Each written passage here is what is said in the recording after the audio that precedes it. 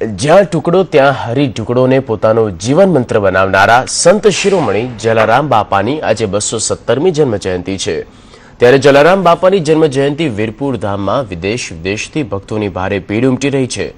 સાથે રાજ્યભરમાં આવેલા અન્ય જલારામ મંદિરોમાં પણ શ્રદ્ધાળુઓ બાપાના દર્શન માટે ઉમટી રહ્યા છે। જલારામ બાપાની જન્મ જયંતિને લઈને જલારામ મંદિરોમાં વિશેષ કાર્યક્રમોનું આયોજન કરાયું છે। આજે સૌથી મોટું આયોજન રાજકોટ નજીકના વીરપુર ધામમાં હોય છે। અહીં મોટી સંખ્યામાં શ્રદ્ધાળુઓ બાપાના દર્શને પહોંચી રહ્યા છે અને ધન્યતા અનુભવી રહ્યા છે। વીરપુર ધામમાં આજે પૂજન વિધિ ઉપરાંત પ્રસાદ વિતરણ અને કીર્તન સહિતના ખાસ કાર્યક્રમો યોજાઈ રહ્યા છે। જલારામ બાપાનો જન્મ સન 1799માં કાર્તક સુદ 7મના દિવસે વીરપુરમાં થયો હતો। તેઓને સાધુ સ્વરૂપે અવતરેલા ભગવાન માનવામાં આવે છે। 197 વર્ષ પહેલા તેમણે સદાવ્રત ચાલુ કર્યું હતું, જે પ્રથા આજે પણ યથાવત છે અને છેલ્લા 16 વર્ષથી વીરપુર જલારામ મંદિરમાં કોઈ પણ પ્રકારની દાન ભેટ સ્વીકારાતી નથી।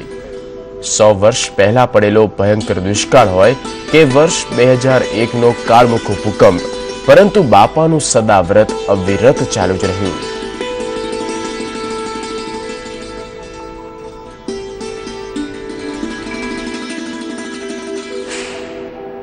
27 વર્ષથી ફર્સ્ટ ડાયરેક્ટ ટ્રીપ તરીકે બાપાના દર્શન કરવા આવીએ છીએ અને અમને 11મા દિવસે અમે અહીં પહોંચ્યા છીએ। મારા જય જલારામ બાપાની કૃપાથી હું રાજકોટથી વીરપુર ચાલીને અમે લાસ્ટ 4 યર્સથી આવીએ છીએ અને બાપા અસીમ કૃપા છે અમારા ઉપર, અમારી બધી મનોકામના પૂર્ણ કરે છે અને તમે પણ એવરી યર અહીંયા જલારામ જયંતિના દર્શન કરવા આવશો તો પણ તમારી મનોકામના પૂર્ણ થશે।